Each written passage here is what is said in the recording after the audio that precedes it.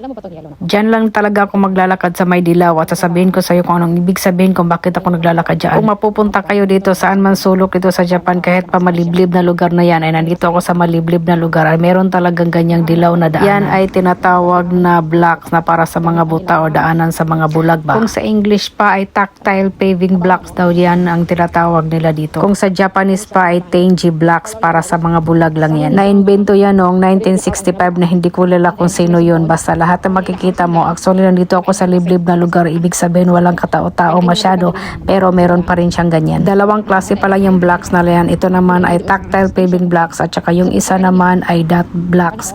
Ibig sabihin nito ay itong nakikita nyo, ibig sabihin ay cautious or malapit ka na sa delikadong lugar o tawiran ng mga sasakyan kaya mag-iingat ang mga bulag kung tatawid dito. Kapag nakapa ng sungkod ng bulag ang iyong bilog na or dot tiles, ibig sabihin ay kailangan nilang lumiko or mag-iingat sila. Katulad dito, kailangan nilang lumiko.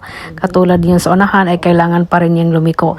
Ito ay makikita niyo sa maraming lugar kahit saan kayo mapunta dito. Katulad ng train station, bus station, at saka sa elevator, at saka kung saan saan pa. Maski sa escalator o kahit sa hagdanan ay meron talaga niyan. At kahit pa mag-aantay kayo ng train na paparating ay meron talaga niyan. Kahit pa bibili kayo ng ticket ay meron talaga niyan. Ginawa talaga yan para sa mga bulag kasi dito meron kasing mga bulag na nag-iisa na lang sa buhay o naglalakad sila na wala silang kasama. Ang kasama nila ang kanilang tungkod lamang. Kahit tatawid yan sila sa pedestrian para meron din palang mga ganyan. Kaya kahit mga bulag ay kaya nilang maglakad mag-isa.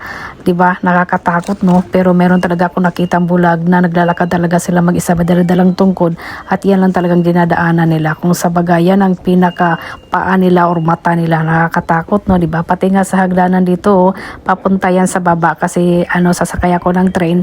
Kung makikita nyo sa pinakababa, meron na namang pagkababa ko sa hagdanan ay meron na namang ganyan. At napunta na ako sa ibang train station, nakababa na ako pero meron talagang ganyan lahat. Tingnan mo, kahit pala bulag dito, kayang-kaya nilang mamuhay mag-isa. Kaya pag nakakita ako ng gano'n, nakakalungkot isipin na wala silang kasama naglalakad. Yung kasama nila ay kanilang tungkod lamang.